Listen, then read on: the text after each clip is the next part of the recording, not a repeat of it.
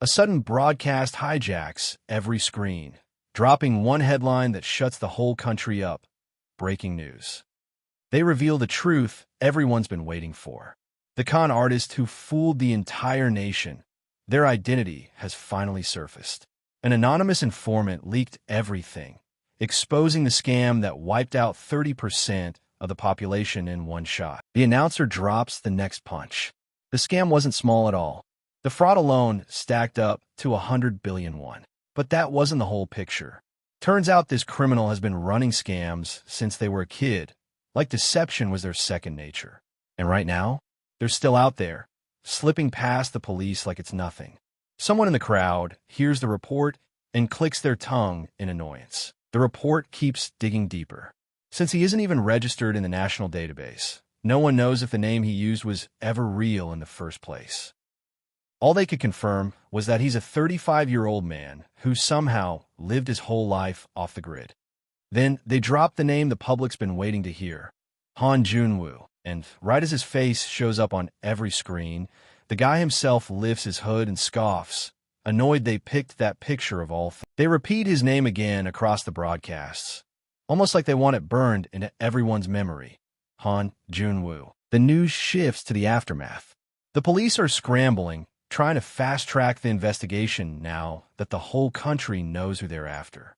Meanwhile, Junwoo just walks through the crowd like it's any normal night, deciding he's done with the chaos for today. Time to get some rest. The story jumps back 3 decades. A young Junwoo stands there, small and nervous, as an adult demands to know if he stole something. He can't even give a straight answer. All he manages is a quiet, confused "I don't know," while the adults around him watch. Little Junwoo starts tearing up, insisting he didn't see anything and didn't take anything. The man who was questioning him suddenly acts clueless, patting himself down like he just misplaced something. Then his expression flips. He realizes the situation is about to get messy, and he's already thinking about escaping before everything explodes. We cut to the place where all this started, a fancy daycare that only accepts kids from Chable families. One of the adults walks in, already regretting it, wondering why he's even here when he's not married and doesn't even have a kid. Then the story hints at the real reason behind all this. A woman bumps into the man, spilling her drink and causing a small commotion. He quickly reaches out like he's helping her steady the glass. But instead of helping, he smoothly slips her ring right off her finger without her noticing. He plays the innocent gentleman, apologizing and checking if she's hurt. She laughs it off, just relieved her wine didn't spill. He keeps the act going, saying he was in a hurry. She reassures him she's fine, still completely unaware of what he just did. Once she walks away, he slips out with a smile, proud of how smoothly he stole the ring right in front of her without her noticing a thing. He slips the ring into his hand, ready to head back to his hideout and celebrate the easy grab. But the moment he adjusts his grip, the ring slips right out of his fingers. He watches in horror as it spins through the air in slow motion, and all he can do is scream as it falls out of his reach. The guy rushes after the ring as it bounces across the floor, rolling straight toward the kids. He spots little Junwoo standing near where it dropped and convinces himself the kid must have seen it. But when he looks closer, Junwoo is crying his eyes out, insisting over and over that he didn't take anything. The guy panics as Junwoo starts crying, knowing people will look over. He quickly switches to fake apologizing just so he can slip away. The moment he's free, he bolts across the room, still desperately searching for the missing ring. A caretaker finds Junwoo crying and questions him, confused about who he is. Meanwhile, the thief realizes something worse. This kid isn't even from their household. He freezes when he hears the caretaker questioning the kid, and panic hits him instantly. She looks straight at him and asks if he's the kid's father, putting him completely on the spot. His first instinct is to deny it, but he stops himself. If he says no, she'll realize he snuck in. So he lies on the spot, pretending he has a child somewhere in the house and wondering how this situation got so out of control. He tries to come up with another excuse, but his brain's blank. No matter what he says now, he knows he's trapped in this mess. And right then, little Junwoo runs straight at him, clinging to him and yelling out, "Daddy," like it's the most natural thing in the world. The man is completely stunned, shouting back in confusion as the kid begs him not to leave him behind. Junwoo cries even harder, apologizing and promising he won't ask for any more toys. The thief panics, blurting out why he'd even be the kid's dad. Nearby, parents whisper to each other, wondering if he actually abandoned his child. They've heard of people sneaking into elite kindergartens, but none of this makes sense. Realizing the gossip is turning against him, the man instantly flips his tone. He scoops Junwoo up, pretending everything's fine, laughing awkwardly and acting like the perfect dad who'd buy his kid anything he wants. He forces a smile, tells the kid they're leaving, and sprints out of the building with him. After running all the way into a back alley, he's out of breath and finally puts the kid down. He stares at Junwoo, confused and frustrated, demanding to know who this kid even is. But Junwoo just tilts his head, acting clueless. The man demands to know why Junwoo called him dad, completely frustrated with the situation. But Junwoo answers calmly, saying he only repeated what the man himself said. The thief is baffled, insisting he never said anything like that, trying to figure out when this kid misunderstood him. Junwoo just looks up at him with those serious blue eyes and calls him out without hesitation. The man was lying. Junwoo doesn't even hesitate. He tells the man he saw everything, every lie, every move. Then he suddenly changes the subject, asking if their game is over. The man is confused, but Junwoo explains it like it was all some playful act between the two of them. And then he smiles, wide, innocent, and terrifyingly calm, saying the whole thing was fun. The man tries to get serious again, asking where the kid lives and where his parents are. But Junwoo just smiles and says he doesn't have any. No parents, no home. Then he asks the man if he's homeless too, like they're in the same situation. The guy panics, trying to make sense of it and asking where the kid even stays. Junwoo explains it like it's the easiest thing in the world. He just walks into any fancy daycare and blends in, doing exactly what he did earlier. He says no one notices as long as another parent eventually comes. Everyone just assumes a kid has someone waiting for them. Then he suddenly remembers something and reaches into his pocket with a mischievous grin. Junwoo proudly announces he won the game, like this whole disaster was a competition. The man's eyes go wide as he realizes what the kid is holding. In Junwoo's tiny palm sits the stolen ring, the one the thief dropped. He'd swiped it without anyone noticing, just like the thief had done earlier. Junwoo holds out the ring with a proud little smile, asking if that means he won. The thief can't believe it. Just moments ago, this kid was acting clueless and crying like he didn't know a thing. But now it's obvious. The kid had been pretending, sneaking in and playing along like one of the kindergartners. And the wildest part? He managed to fool Go Nam, a professional con artist, without breaking character once. Go Nam stares at the kid, stunned. Junwoo looks like he's barely 5 or 6, yet he pulled off a perfect steal with a smile on his face. The realization hits him hard. He has no idea who this kid really is, but he's definitely not normal. Junwoo just stands there innocently, waiting for the man to take the ring back, like this whole thing was nothing to him. The boy's voice is soft, almost curious, as he asks if the man is scared of him too. The man's eye widens. He didn't expect that question, and for a second, he can't even breathe. He steps back, covering his face with one hand. His mind races. He tries to remember exactly what expression he made a moment ago. Why did it feel like he actually flinched at child? A close-up on his tense eyes as he whispers to himself. Scared? Of a 5-year-old kid? The words sound ridiculous, but the uneasy chill crawling up his spine won't go away. This kid, there's something off about him, and the man knows it now. Nam freezes. He finally says it out loud. He's scared, and he doesn't even understand why a kid is shaking him like this. He looks at the boy again and realizes it wasn't luck. That timing, that manipulation, that perfect act, this kid's talent is unreal. Nam changes his whole approach. He steps forward, crouches a bit, and holds out his hand to the kid, asking if he wants to come with him. The offer marks the start of something big. The kid's eyes widen like everything suddenly makes sense to him. He reaches out and grabs the man's hand, holding it tight like he's made up his mind. And just like that, he tells us the truth in the simplest way possible. That was the day he finally gained a family. The kid looks up at this man with pure admiration.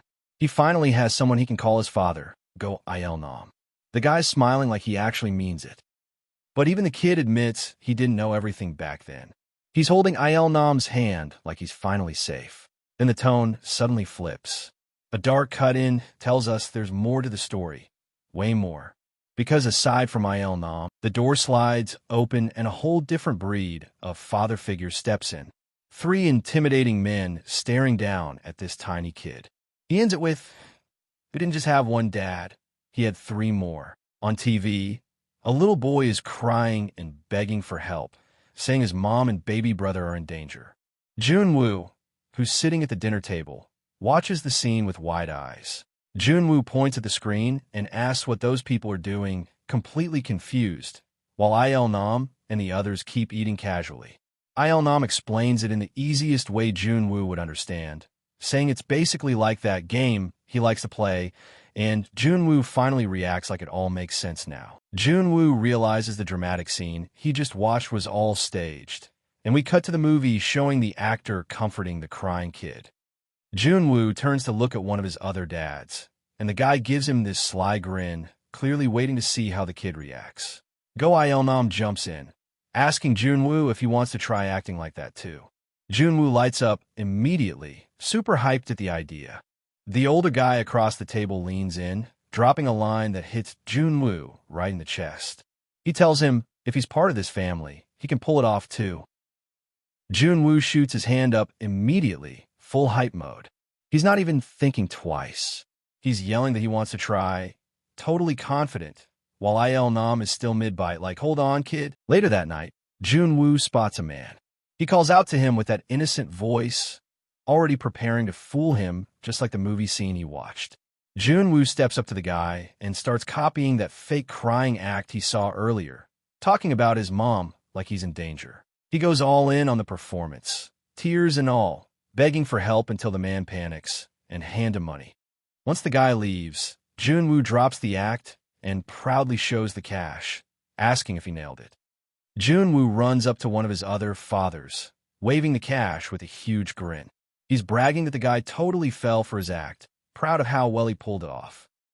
Junwoo, still excited, immediately asks what their next plan is and what role he's supposed to play next, like he's ready for another mission. The man's lips curl into a sharp grin, the kind that shows he's already thinking of how to use the kid again. From that point on, Junwoo gets pulled straight into the scams run by his 3 con artist fathers. The kid becomes part of the crew without even realizing how deep he's getting. And the wild part? Every single job they ran turned out perfectly. With Junwoo acting innocent up front, the adults behind him never missed. But it doesn't stop there. After watching the tricks over and over, Junwoo eventually starts coming up with the cons himself. The kid goes from being the bait to being the brains. Junwoo is at his desk, calmly piecing together another scheme. He's not just helping anymore. He's the one crafting the lies, already thinking 3 steps ahead. Now he's older, holding a mask while adults crumble around him, completely fooled. Junwoo stands there like a conductor, watching his performance hit every beat perfectly. At this point, he's fully embraced it. Junwoo isn't just a kid in the group anymore. He's a real part of the fraud ring, smiling like he knows exactly how powerful he's become. Someone off-screen just snapped, yelling in frustration. The mood in the house tanks instantly. Junwoo storms in, furious. He's shouting at one of his fathers, reminding him he specifically said not to touch that target. But of course the guy didn't listen. And the man fires back, panicking. He's ranting about how the scam was worth $100 billion, way too big for him to walk away from, and he never expected things to spiral this badly. The old man looks desperate, clinging to Junwoo like he's the last lifeline. He's sweating, shaking, and basically begging Junwoo to save them, calling him the smart one who should magically know a way out. But Jun was done. He's holding his head, exhausted and furious. He tells them straight, there's no way out anymore. The scam, the whole empire they built, it's collapsing. For him, it's already over. The others refuse to accept it, yelling and panicking, but Junwoo snaps back. They can't keep chasing this. If they get caught one more time, it's not just trouble, it's game over. And he knows it better than anyone. Junwoo tries to shut out their yelling, but the voices of his fathers echo from every corner. They're begging him, blaming him, demanding he fix everything like he always does. The room is a mess of bottles and desperation. They're shouting that he can't just walk away now, that if they go down, he's going down with them. Junwoo mutters under his breath, frustrated, until a hand lands on his shoulder. One of the dads tries to reassure him, saying he shouldn't overthink it. Then Go-Il-nam steps in with a tired smile, telling Junwoo maybe it's time they all step back and retired too. Junwoo's hand is literally shaking. He's calling out to his dad, but there's fear mixed in with that hesitation. He thinks it through. If he gets caught this time, everything ends. All the scams, all the running, all the pressure. And then he almost accepts it. Maybe getting caught wouldn't be the worst outcome. Maybe letting it all fall apart would finally give him a way out. Junwoo ends up in prison, staring at the storm through the barbed wire. He admits he's had enough of scamming anyway. He thinks back on how all of this started, realizing he never even understood what he was walking into. As time passes inside, surrounded by inmates and that cold prison air, something heavier grows inside him. Regret. Pure, crushing regret becomes the only thing left in him. Junwoo stares at the cell door as the metal clang echoes, thinking about how regret doesn't change anything. To him, it's a useless emotion. We pull back to see him collapsed on the cold floor of his cell. He admits he's just tired of everything, tired of the life he was living. His thoughts drift to what brought him here. Fathers blinded by greed, and a life spent constantly running because of their choices. Jun was barely conscious, staring off with that exhausted look. He accepts it. He thinks this is it. This is where everything ends for him. His eyes drift shut. He stops fighting. He's ready to let go, like he finally surrendered to everything he's been carrying. Suddenly a voice snaps through the darkness, yelling, "Son." Junwa's eyes shoot open in shock, instantly pulled back from the edge. Junwa is sitting there calmly when one of his dads suddenly crashes to the floor right in front of him. It's completely out of nowhere, and Junwoo instantly snaps back, shocked by the thud. He looks up, wide-eyed, like he can't believe what he's seeing. That wasn't just a fall. Something weird is going on again. And sure enough, the chaos continues. One dad is pinning down another, yelling that dad did it again, while proudly holding up a stolen chicken leg. Junwoo is just standing there like, Junwa's eyes widen. That single moment hits him harder than anything that happened in prison. He watches his dad laughing like a fool, bragging that he at least saved the chicken drumstick. The whole scene feels stupid, loud, and warm in a way Junwoo hasn't felt in years. Then his dad snaps back into parent mode, telling him to eat up because he'll be in high school soon. Junwoo just stands there, staring, realizing how much he missed this and how much he took it for granted. Junwoo freezes at his dad's words, still trying to process everything. His voice comes out confused, almost whispering, "Huh? What do you mean by that?" Then it hits him all at once. His eyes widen, shock flooding his face as the room seems to glow around him. "I'm going to be a high schooler." Junwoo stares at the board, trying to follow the plan, but one detail catches him off guard. He tilts his head and mutters, "Huh? What do you mean by that?" A sudden realization hits him. His eyes widen, the room practically glowing behind him. "I'm going to be a high schooler." He sits there frozen for a second, the weight of it crashing in. First scams, now high school. His whole life just flipped again, and he can't tell if this is progress or a new kind of chaos. Junwoo sits stiffly at the table, arms crossed, completely zoned out while the adults keep explaining the plan in the background. His expression makes it clear he's not even pretending to pay attention. A close-up on Junwa's face. He's still staring blankly, lost in thought, giving nothing away. The room is loud, but he's quiet inside his own head. Suddenly, the uncle slams the whiteboard with a marker, yelling, "Hichi why? Han Junwoo, are you listening?" Junwoo snaps back to reality, turning his head with a confused, as if he just woke up. Junwoo studies the board again, the arrows, the photo, the red circle around principal. Everything clicks into place. He mutters, almost to himself, if the son of the contract partner goes to his school, that earns trust. His eyes narrow as he pieces the plan together. So, they want me enrolled there just to make the principal drop his guard. He imagines the next step playing out in his head. Then I move ahead with the principal to the Incheon Hotel. The rest of the scam begins forming in his thoughts, even before the adults finish explaining.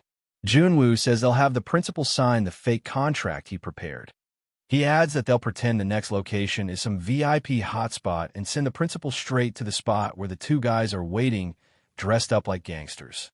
Once the principal sees those gangsters, he immediately freaks out and tries to cancel the contract on the spot. Exactly what Junwoo wants.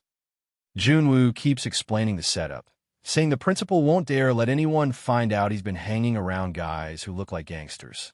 He's basically showing how easy it is to corner the guy. He lays out the next step of the scam. Once the principal panics, they swoop in and demand a termination fee to cancel the contract.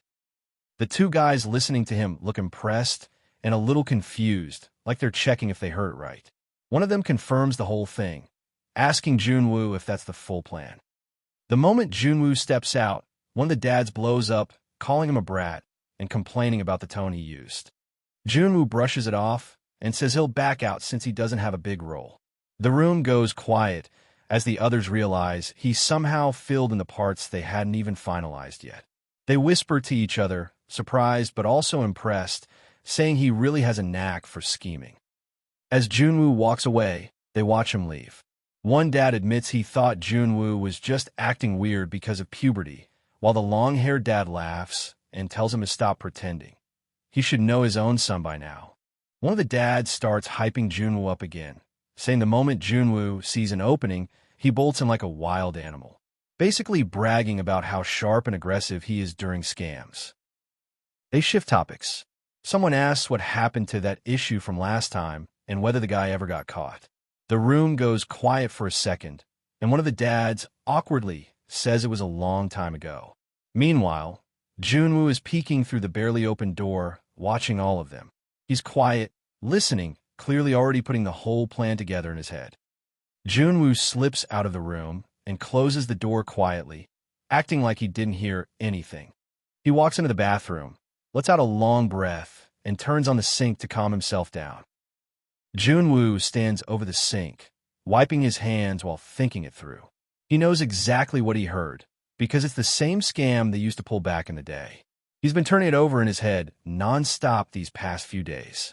Junwoo finally admits it to himself.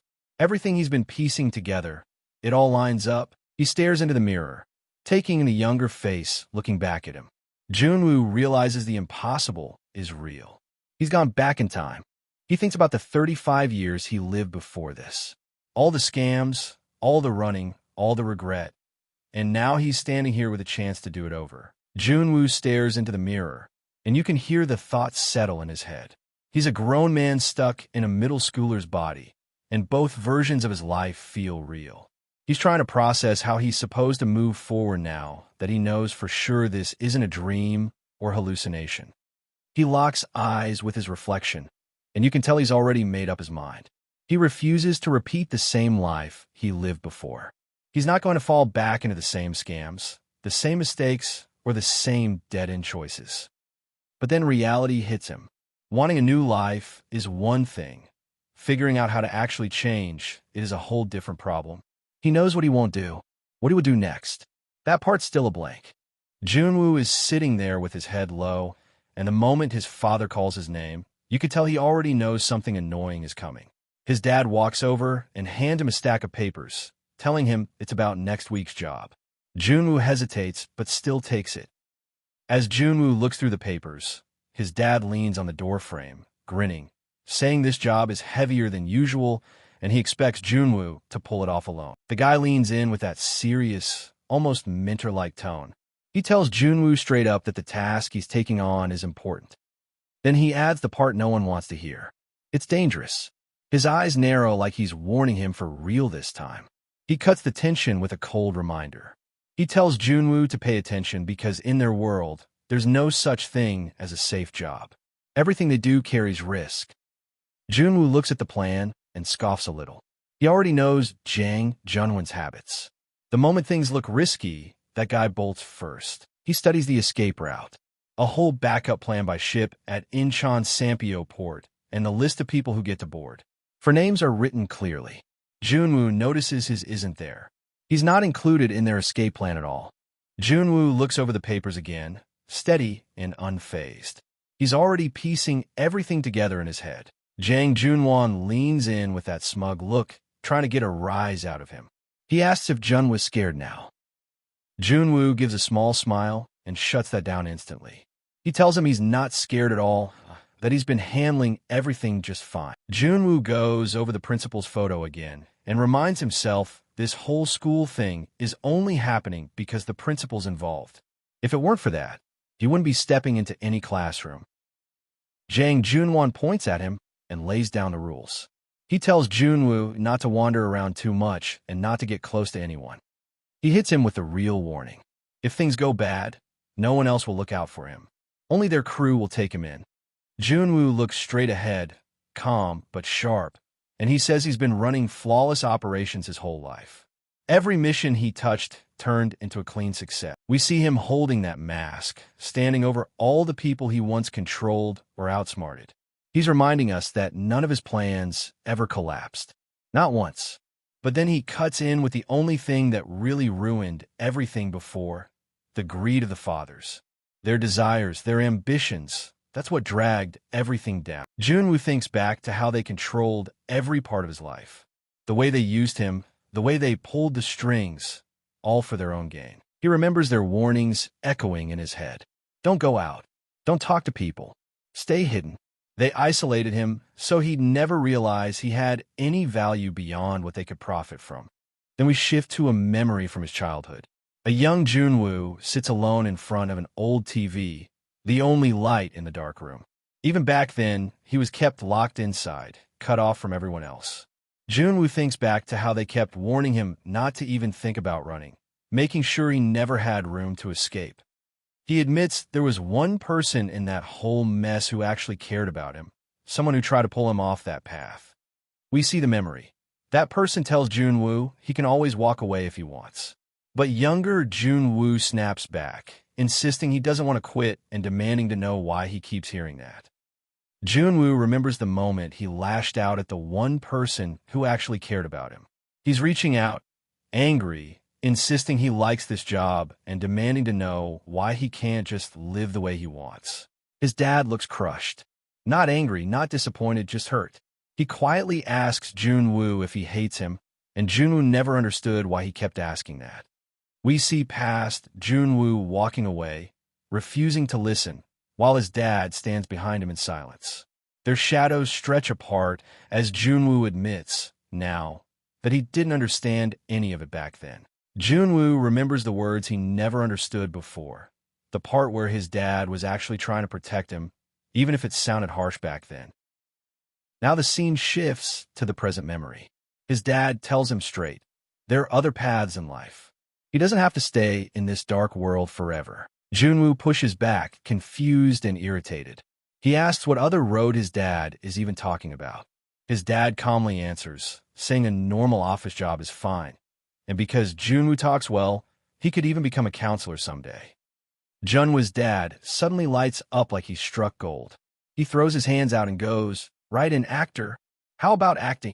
You can tell he's really trying to hype it up like it's the perfect dream job. He breaks into this big, bright laugh, clapping his hands like he just solved world peace. You love acting. He's so proud you'd think he invented the idea himself. Junwoo pauses, and a small smile pulls at the corner of his mouth. He realizes the old man might actually be onto something. That's right. I hadn't thought of that before. Junwoo's dad suddenly lights up like he struck gold. He throws his hands out and goes, right, an actor? How about acting? You can tell he's really trying to hype it up like it's the perfect dream job. He breaks into this big, bright laugh, clapping his hands like he just solved world peace. You love acting. He's so proud you'd think he invented the idea himself. Junwoo pauses, and a small smile pulls at the corner of his mouth. He realizes the old man might actually be onto something. That's right. I hadn't thought of that before. Junwoo walks out of the bathroom, and his dad immediately calls out to him, trying to read his expression. His dad gives him a big smile and asks if he wants to go out for some meat, acting like nothing's wrong and trying to cheer him up in his usual loud way. Cut to the table. His dad is already cracking up, proud that Junwoo finally appreciates anchovy stew, treating the moment like a small victory. His dad is teasing him a bit, reminding him how he used to hate this dish, trying to lighten the mood like nothing's wrong. Junwoo stays quiet, staring down, clearly building up to something serious he wants to say. Junwoo drops it bluntly. He tells his dad he's going to die. No build-up, no softening. Just the raw truth he's been carrying alone. The teachers are shouting over the wind, trying to organize the students. Everyone's scrambling around, forming messy lines as the weather keeps getting worse. A couple of girls from the class look around, confused and stressed. They notice the empty space where the rest of their classmates should be and start panicking about why their group looks incomplete. One of the teachers glances up at the gloomy sky, annoyed. He mutters about how unlucky it is for the retreat to start on such a miserable, stormy day, already feeling the headache building. Junwoo nods and slips his phone back into his pocket. He gives the teacher a calm look, like he already knows exactly how this day will play out. The teacher scans the group nervously, trying to confirm the head count while rain clouds gather above. Junwoo tilts his head slightly, noticing something the others haven't picked up on yet. His eyes shift toward the loading buses. Students are chatting, laughing, clueless. Junwoo's expression turns serious for just a moment. He mutters under his breath, almost too soft to hear. It's starting. Junwoo reads the text from his dad and lets out a small breath. It's simple, nothing dramatic, but still hits him harder than he expected. For a second, he lets himself enjoy that warmth. He lowers the phone and smiles to himself. It's faint, almost hidden, but real. Then he pockets the device and falls back in line with everyone else. The teacher starts shouting again, pushing the students to hurry. Everyone begins moving toward the buses, backpacks bouncing, voices overlapping. The airport road stretches out in front of them as the trip officially begins. Rain's pouring over the retreat center, and everything looks dead quiet from the outside. Inside, one of the staff guys is slumped on the couch, scratching his head like he already regrets today. He's complaining about how annoying the incoming students always are. But even with all that whining, he forces out a weak, well, still, like he's trying to hype himself up for the chaos that's about to start. The teacher pops open the box with way too much excitement, grinning like he just hit the jackpot. This is clearly the highlight of his day. Inside the box is a mix of liquor bottles, some cheap, some expensive. He complains anyway, annoyed that the students always ask for the pricey stuff even though they can't handle it. His expression twists into something creepy as he thinks out loud. He's debating which teacher he should get drunk with tonight, Yoel or Hyunsu. The vibe is off, like he's way too into this little ritual of his. The teacher freezes when he sees the name tag. Han Junwoo. The air shifts. Junwoo steps inside the room without hesitation, shadow stretching behind him. The teacher's face twists from confusion to fear as Junwoo reaches behind the door and kicks it shut, the sound echoing through the room. Junwoo cracks his neck lightly, eyes cold. His voice drops to a flat whisper that cuts deeper than shouting. You were just talking about drinking, right? Han Junwoo doesn't even flinch. The teacher storms toward him, demanding his name and class like he owns the hallway. Junwoo just watches him calm, almost bored. The man's footsteps get louder, heavier, like he's trying to intimidate him. Junwoo tilts his head slightly, finally opening his mouth with a lazy tone. Doesn't matter, he says, eyes narrowed just enough to show he's done playing along. The air between them tightens, and for the first time, the teacher hesitates.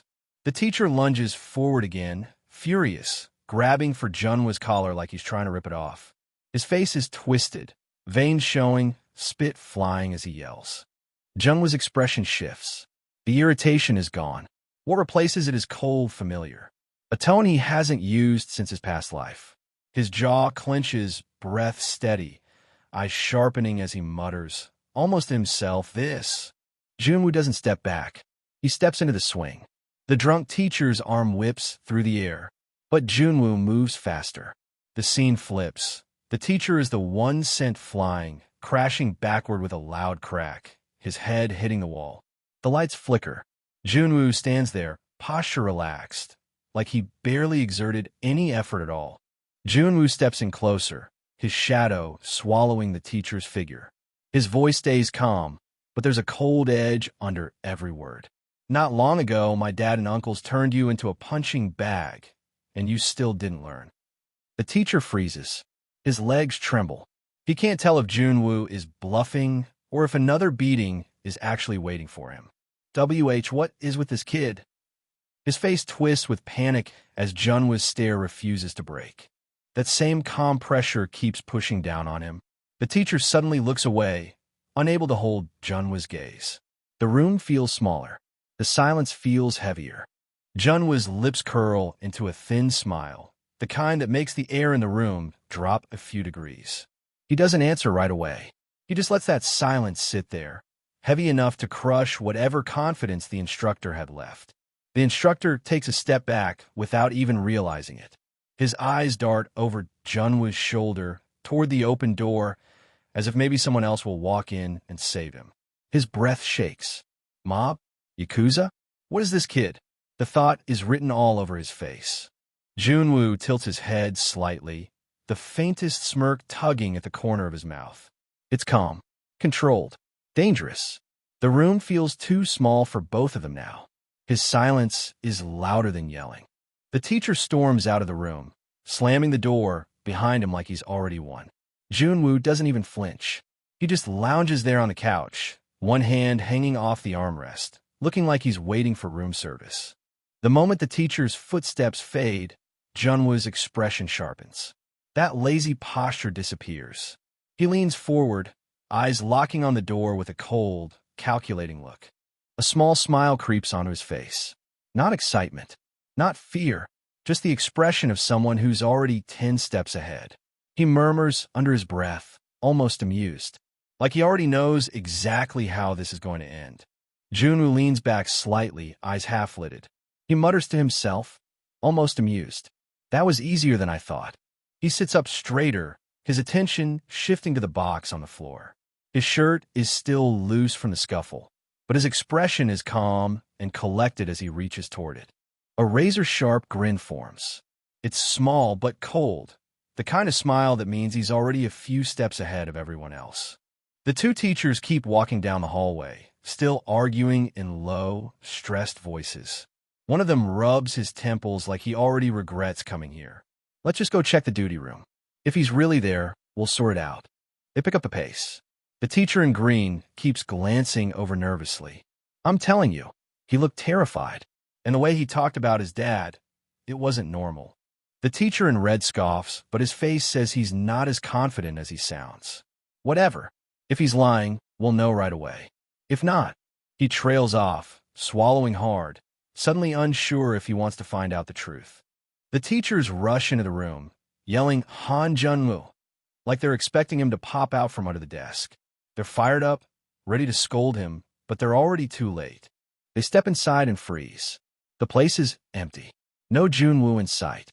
Just the door wide open and the whole room looking like someone bailed in a hurry. They're confused, scanning every corner like they're missing something obvious.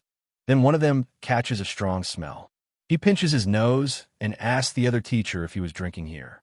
He's suspicious, and the red-shirt teacher instantly freaks out, trying way too hard to act innocent while the bottles on the table tell a very different story. The teacher in green panics and waves his hands, insisting he didn't touch anything. He's sweating, stumbling over his words while the guy in red glares at him like he's lying. Suddenly, the teacher in green spots something and points across the room in a hurry. His finger shoots forward, aiming at the low table. Bottles, cans, and snacks are scattered everywhere, the whole scene looking like a mini crime scene. The dramatic lines show just how obvious the mess is. A close-up of the table, open cigarette pack, a few cigarettes rolled out, beer cans and bottles sitting around. Everything is laid out in plain sight, making it impossible to deny who was drinking here. The two instructors hurry down the hallway. The one in green, looking stressed while the guy in red tries to calm him down. He insists they believe he didn't drink, even though he's clearly panicking. They step outside into the rain, looking through the glass window of the duty room. The green-shirt instructor looks defeated, completely soaked in worry, while the red-shirt instructor watches him from behind, unsure what to say. A shot of the retreat building under the heavy rain. The mood shifts to tense and anxious as one of them says they need to figure out where Junwoo went. The rain makes everything feel heavier, like the night is about to get worse. Junwoo stands at the cliff's edge, rain running down his face. He turns his head slightly, the ocean roaring behind him, like he'd been expecting someone to follow. A wide shot reveals how isolated he is. The retreat building glows faintly in the distance while Junwoo is just a small silhouette surrounded by darkness and crashing waves. The storm almost swallows him whole. He fully turns toward the forest path, calm and unreadable. The rain keeps pouring, lightning flickers across the sky, and Junwoo just stands there like the storm doesn't bother him at all, like he's been waiting for this exact moment. The rain pounds hard against the cliff, but Junwoo stands there like the storm can't touch him. The message hanging in the air feels cold, final, like a curtain falling after a long performance. A blank screen cuts in, almost like a narrator stepping forward. This is the final part. It hits with the weight of something irreversible. Junwoo looks down at the raging sea beneath him. The waves crash like they're trying to pull him in. He expected some kind of release after everything he just did, after everything he endured, but instead, the heaviness stays glued to his chest. Junwoo steps right up to the edge, the sea crashing beneath him. His red shoe hangs over the drop, rain soaking the concrete. He talks about how reaching the end feels unreal, almost like stepping out of script he thought he was living in. The next cut flashes the line, "I believed I'd been living inside a movie all this time."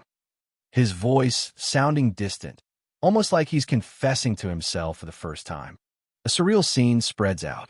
A film strip stretches across the floor like a road, the reels towering on both sides. Junwoo watches a version of himself walking ahead, wearing prison blue clothes. His narration hits harder now. But looking back, I was just a con man, scamming people, a criminal. Junwoo's thoughts settle, cold and final. He tells himself that staying here would only drag him back into the same life he already wasted once. He admits it to himself without hesitation. That's why he came all the way to this edge. That's why he made this choice. A simple, stark statement cuts through the storm. Today is the last day of Han Junwoo's 35 years. Junwoo's hand tightens around the bottle. The last drop hits the ground, lost in the rain. He's made up his mind. He lifts his face to the storm with a calm, almost peaceful expression. The wind and rain crash against him, but he doesn't flinch. It's the perfect day to die. For the first time in his life, he feels strangely free. Right as he takes a step toward the edge, a sharp voice cuts through the storm. "Found you, Junwoo's eye." The teachers skid to a stop on the soaked cliffside, shouting Junwoo's name like they're trying to yank him back with their voices alone. Rain pounds down. Their flashlights shake. Junwoo barely turns, standing right at the edge like it's nothing. Close up on Junwoo's face. His expression is calm, almost empty. The blue in his eyes looks colder under the storm, like he's already somewhere far away. He doesn't answer. He just stares back at them as if they're intruding on something he already decided. Both teachers sprint forward with umbrellas rattling in the wind, panic written all over them. One waves his flashlight desperately, yelling for him to get down before he slips.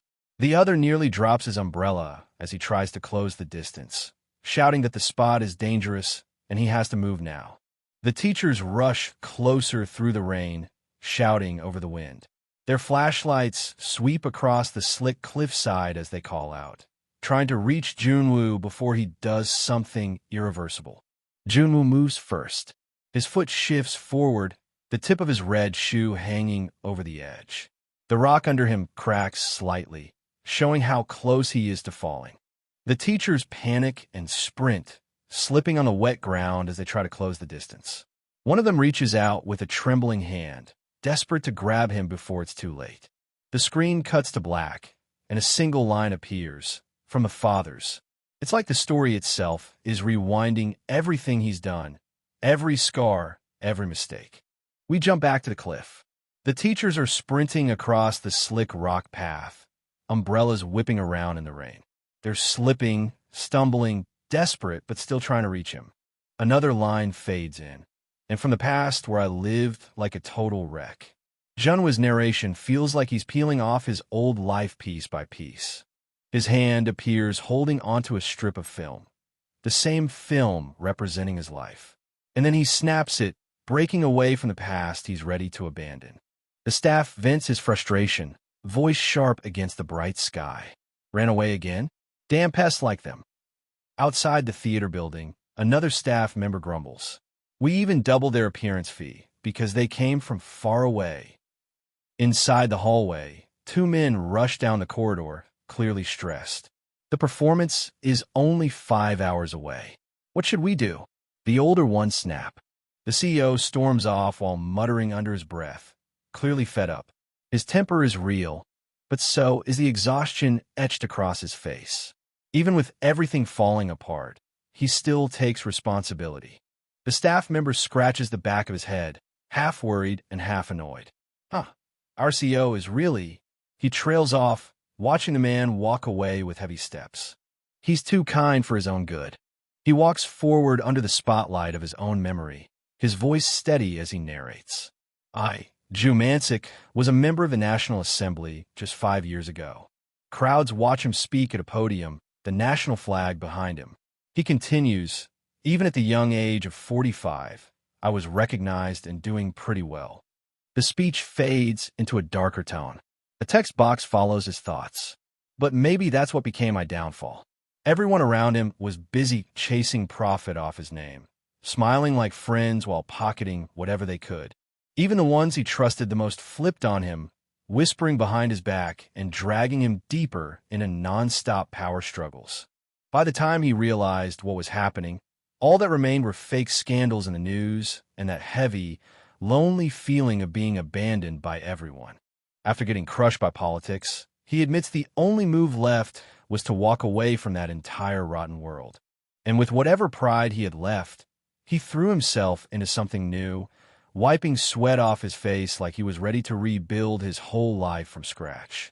His big comeback plan? A small theater. 5 years have passed since then, and even this place has been a constant uphill battle. The theater actually popped off at the start. Even tucked away in the countryside, it grabbed attention fast. Word spread, crowds formed, and for a moment it felt like this little dream might really work. Instead of chasing big names, they built the place around fresh faces. Newcomers who'd never gotten a chance anywhere else suddenly had a stage to stand on. And honestly, that became the theater's charm. But the CEO wasn't clueless. He knew exactly how the industry worked. What really pulls people through the doors is the name on the poster. And that's where the pressure began creeping back in. He explains that fame isn't what makes a play great. It's the performance itself, how much heart the actor puts into the role. We see him sitting alone in the empty theater, watching carefully. He's looking for actors who can actually move people, not just look good on posters. That's why he keeps pushing newcomers forward. He picks kids with raw talent who never got a real chance because big-name actors always overshadowed them. The theater had finally started getting some recognition. People were calling it a place that digs up real hidden talent, and the CEO was honestly proud of that. But that hype didn't stick around for long. One by one, the newcomers left. Their dreams weren't in this small town.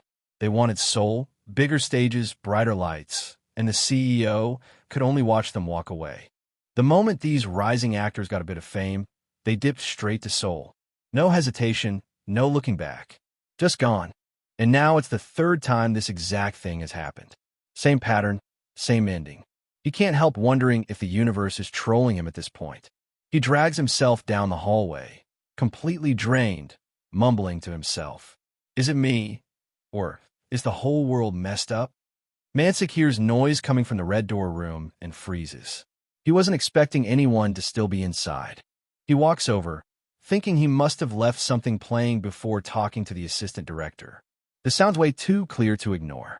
He cracks the door open and peers inside, suddenly realizing something might actually be going on in there. He spots someone sitting in the empty theater again. Same kid who always slips in around this hour, like he owns the place.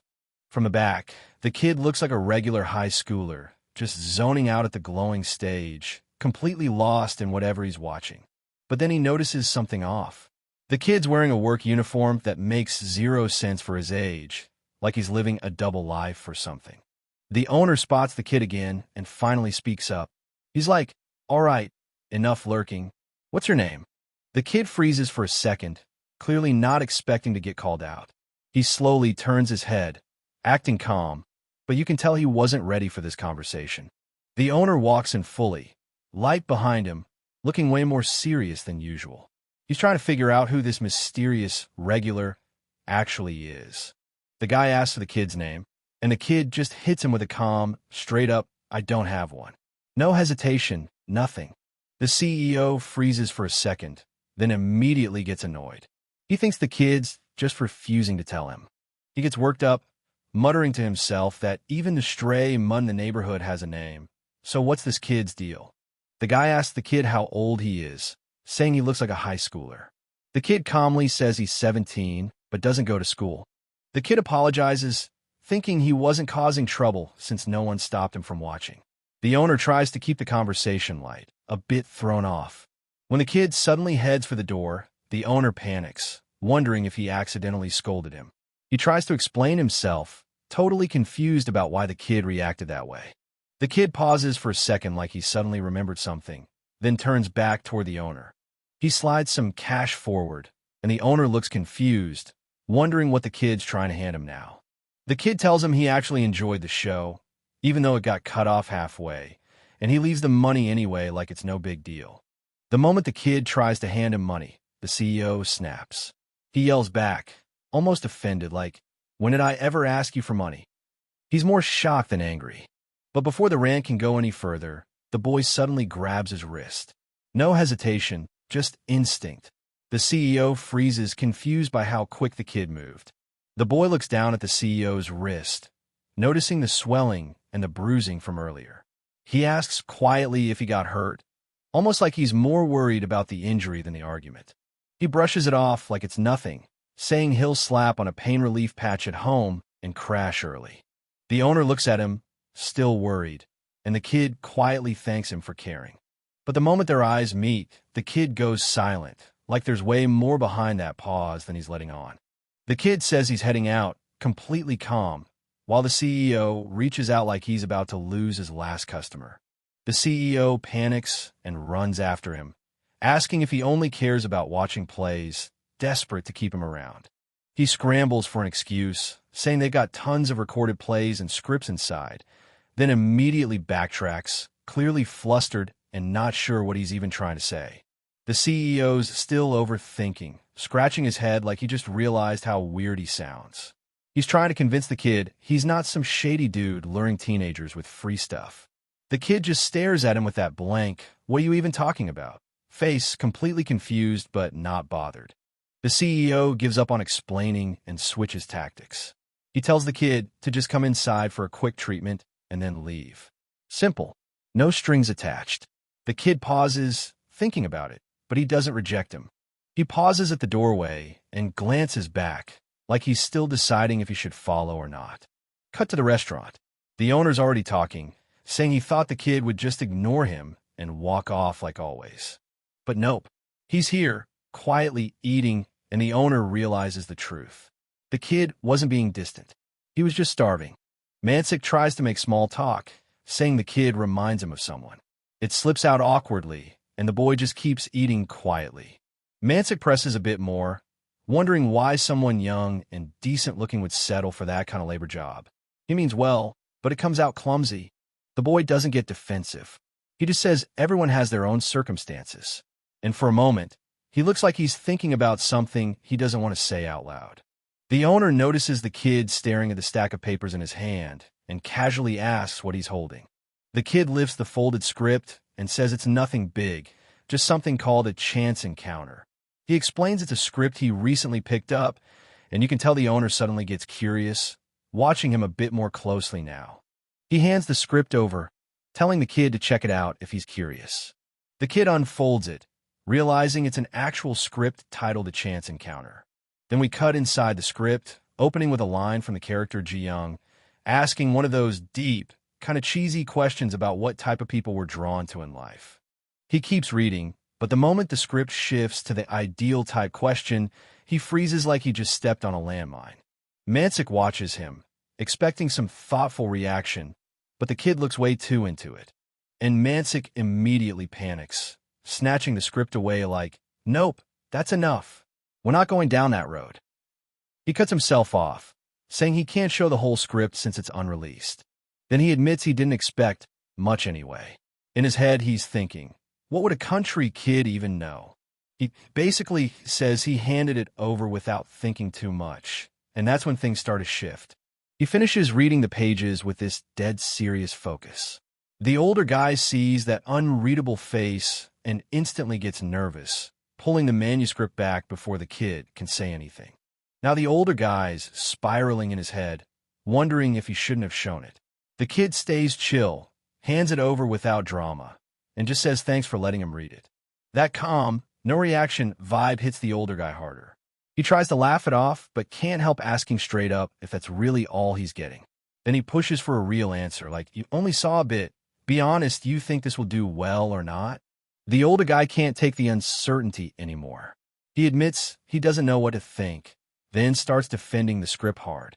He says this piece matters to him, came from a writer who's basically obsessed with perfection, and swears every line is there for a reason. The kid goes quiet, giving him nothing. That silence freaks the older guy out, so he blurts the first insecure thought he has. What? You don't like it because it's romance. The kid finally answers, calm and straight. He says it's not about the genre at all. He just isn't sure if a story like this fits the kind of theater the older guy runs. The older guy looks genuinely confused and a bit defensive. He's like, my theater? What are you even talking about? Because he doesn't get why that would be an issue. The kid doesn't argue or ramble. He just points him to something specific in the script, telling him to check the second line on the very first page. The older guy immediately flips back to the start and rereads that part, trying to catch what the kid noticed. You can tell the mood shifts from emotional defending to actually reviewing the words. He starts reading the script out loud to see what the kid meant. Right away, there's a super specific stage direction. Ji-young, Hee-ju, and Yujin enter from the side of the stage holding umbrellas. He keeps going and hits a line where someone asks, Ji-young, what's your ideal type? Then the script immediately throws shade like, as if she has one. The older guy's eyebrows go up because the tone is way too pointed. It says all the guys she's dated have nothing in common. Then Kyung-soo walks in from the other side with an umbrella, and someone whispers, hey, look over there. Your boyfriend just passed by. The older dude freezes mid-read, finally realizing why the kid brought up your theater. The characters and setup feel way too close to home, and he's shook that the kid caught it instantly. The older guy just blanks out for a second, realizing the kid basically spit out the exact lines and stage directions like he had them saved in his head. He's stunned at how fast that happened. He looks back at the script and sees the kid didn't exaggerate. The dialogue and cues are right there, word for word, including the umbrella bit and the timing of Kyung-soo revealing his face while the girls react. That's when it really hits him. The kid memorized all that in under a minute, and the older guy's kind of shaken by how sharp and observant this kid is.